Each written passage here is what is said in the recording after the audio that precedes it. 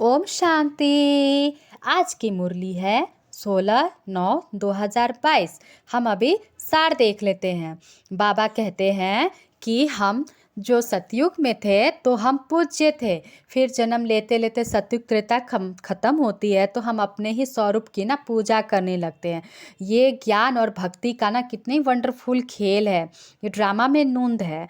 तो अभी हमें बाबा आए हैं, जब हम बहुत पतित बन चुके हैं तो बाबा अभी हमें रूल्स देते हैं, श्रीमत देते हैं, धारणाएं देते हैं। ये सब फॉलो करो तो आप सतो प्रधान बन जाएंगे, सतयुग में जाने लायक।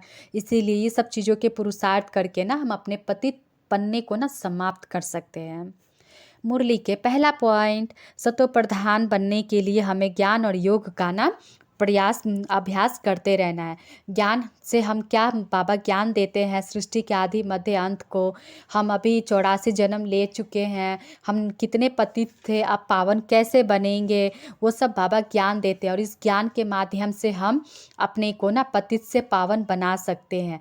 और पावन बनने में हमारा योग बहुत ही हेल्प करता है। योग से ना हम पावन बनते हैं, सतयुग में जाने लायक बनते हैं। योग से हमारे पाप कर्म भस्म होते हैं। ठीक है, अब दूसरा पॉइंट देख लेते हैं। मूल वतन में हम भाई भाई है, परम धाम में हम लोग सब कोई सारे आत्माएं भाई भाई है, बाबा के बच्चे हम सब भाई भाई है। वहाँ पे तो शरीर है नहीं, जब हम पृथ्वी पे जन्म लेते हैं तो शरीर बनता है, तो रिश्ते नाते बन जाते हैं। मुरली के तीसरे पॉइंट है, अपनी जांच करनी है, अवगुण तो नहीं है। हमें हमेशा हर समय हर 1 घंटे के बाद चेक करना है खुद को कि हमसे तो कुछ गलती तो नहीं हो गई। अगर गलती हुई है तो चेक करना है और चेंज करना है। मतलब नेगेटिव हुआ है तो उसको पॉजिटिव में कन्वर्ट करना है। ठीक है। मुरली के चौथा पॉइंट, हमें सबको सुख देना है। कोई उल्टा सुल्टा भी बोले तो भी हमें शांत कर देना है। मतलब अभी सब कोई एक दूसरे को सब कोई कॉपी करते हैं। किसी ने कड़वे वचन बोला तो हम भी कड़वे वचन कर देते, रिएक्ट कर देते। तो क्या होता है, पहले उनकी खुशी ख़त्म फिर हमारी खुशी ख़त्म। इसी तरह सब एक दूसरे के ना कॉपी करते ही रहते हैं, तो इस पृथ्वी से ही खुशी ख़त्म हो गया है। तो इसीलिए हमें ना अपनी जांच करते रहना चाहिए, हमें किसी को भी दुख नहीं देना चाहिए। बाबा बताते हैं दुख देंगे तो फिर तो कलयुग ही रह जाएगा, तो सतयुग कैसे होगा। हमें सतयुग बनाना है, पॉजिटिव करना है। तो जो नेगेटिव हो रहा है उसको पॉजिटिव करना है, खुद के लिए, सामने वालों के लिए नहीं, खुद के लिए। आप पॉजिटिव बनेंगे तो सबसे पहले आपको अच्छा फील होगा, और आपकी फीलिंग से ही वायुमंडल अच्छा होगा, और सामने वाले व्यक्ति पर भी उसका प्रभाव पड़ेगा और वो भी चेंज होगा। ठीक है। मुरली के कुछ और पॉइंट, दुनिया में सब कोई कितने पढ़ते हैं, कितना पढ़ाई करते ही रहते हैं पैसे कमाने के लिए। जब उनकी मृत्यु हो जाती है तो वो पढ़ाई, वो स्टेटस सब समाप्त हो जाता है। दूसरे जन्म में फिर से उसको स्टार्ट से फिर पढ़ना पड़ता है। लेकिन ये जो बाबा आए हैं, जो अब मुरली जो सब जगह चलती है, चाहे 1 दिन का बच्चा हो चाहे 50 साल का बच्चा हो, सब जगह एक ही मुरली की सब्जेक्ट पढ़ जाती है। सब कोई उसी को पढ़ते हैं।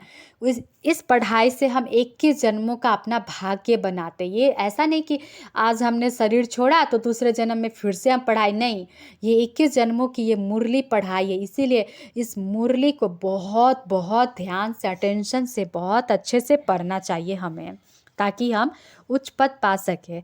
अब हम मुरली के वरदान देख लेते हैं।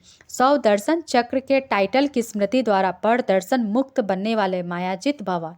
मतलब बाबा तो हमें बहुत तरह तरह से टाइटल देते हैं, बच्चे तुम ये हो, बच्चे वो हो। तो अभी हमें रुक कर चेक करना है अपने 100 का दर्शन हमें अपने अंदर चेक करना है कि हमसे तो कोई पतित काम तो नहीं हुआ है। पतित काम हुआ है तो उसे हमें चेक करके चेंज करना है। 100 का दर्शन घुमाते रहना है। बोलते हैं ना 500 रुपयों की ड्रिल करनी है, कि हमसे अगर कुछ खराब होता है तो हमें स्मृति में लाना है कि नहीं, हम तो सारी दुनियाओं से हम अलग है, बाबा के बच्चे हैं, राइट हैंड बच्चे हैं, तो हमसे कुछ गलत ना हो। इस चीज़ का दर्शन करते ही रहना है। कोई माया भी हम आए ना तो हमें अटेंशन रख के ध्यान देना है, और माया से माया को ना हम जीत लेंगे तो हम माया जीत बन जाएंगे। ठीक है। अभी 100 लोगन देख लेते हैं। वानप्रस्थ स्थिति का अनुभव करो और कराओ तो बचपन के खेल समाप्त हो जाएंगे। वानप्रस्थावस्था का मतलब क्या है कि हम कभी भी शरीर छोड़ सकते हैं। इसीलिए इस स्मृति में रहे कि हम अभी जो हमें समय मिला है, ये बहुत वंडरफुल बातें हैं। अभी जो समय मिला है इसे सफल करना है, हमें बस पुरुषार्थ करना है। कब क्या हो जाएगा हमें नहीं पता है, और दूसरे को ही बताना है ताकि आलस्य अलबेलापन समाप्त हो जाए। जैसे कोई बच्चे लोग होते हैं अज्ञानता में, मारते हैं, पीटते हैं, रोते हैं, खेलते हैं, कूदते हैं, अलबेलापन में भी आते हैं अज्ञानता के कारण। तो हमें हमेशा ज्ञान में रहना चाहिए कि हम वानप्रस्थ अवस्था में हैं। अब हमारा कभी भी शरीर छूट सकता है, तो जो भी समय मिला है, अमूल्य समय मिला है, इसको सफल करना चाहिए। अच्छा, ओम शांति।